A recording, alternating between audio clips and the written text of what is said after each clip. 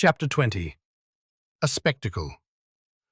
Kai awoke to the sound of heavy footsteps drawing near, and the crisp morning wind air blowing through the cracks of Ragnbjorg's hut. Before opening the cage, Ragnbjorg looked inquiringly at Kai, trying to identify any kind of fear or anticipation in his eyes. While Kai was firm in his resolve, at least outwardly, he couldn't help but feel a slight sense of angst for what ordeal could mean moving forward. Luckily, in his exhausted state and having had scraps of food the night prior, he got enough sleep to feel well rested. "It is time for you to face the path that many thralls have faced before you," Ragnbjorg said. "Did you sleep well, Langer? The final sleeping hours of a condemned man are worth more than gold." Kai, with instant rage, fired back, "A Langer never dies condemned. The path proves the worth of our blood."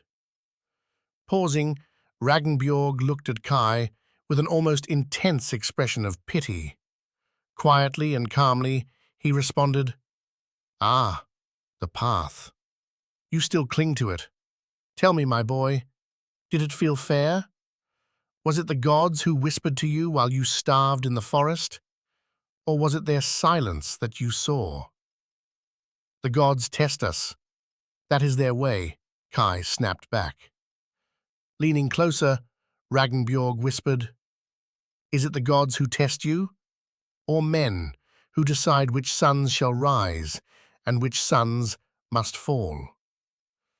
It was at this point that Kai, having been in inner turmoil over this exact question, but being unable to articulate the contention in the same way Ragnbjorg did, sat quietly, pondering the question.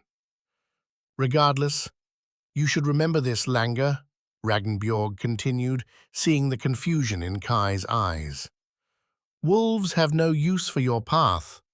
They eat what is before them."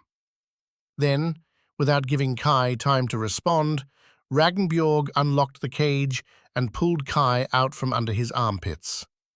Lifting him up and untying his feet, Ragnbjorg, with a high level of seriousness, said, "If you run, I will cut you down."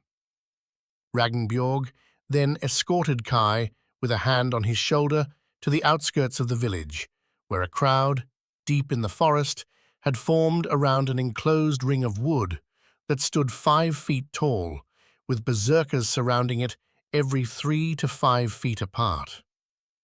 The air was tense, and Kai could feel the mud beneath his feet pulling him down to the earth as the brisk, cold air smacked his branded shoulder with the opposing forces of cold and heat.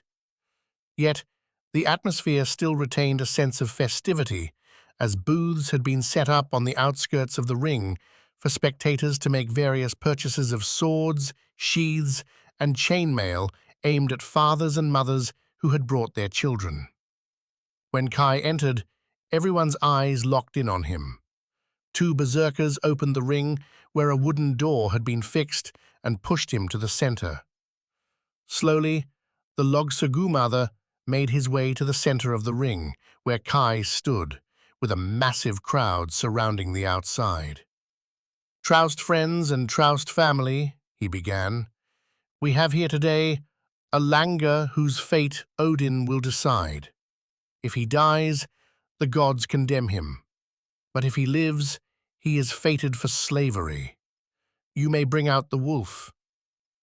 No sooner had he said this than did 2 berserkers push a cage with cylindrical logs underneath it, past the entrance and to the opposite side of the ring, facing Kai.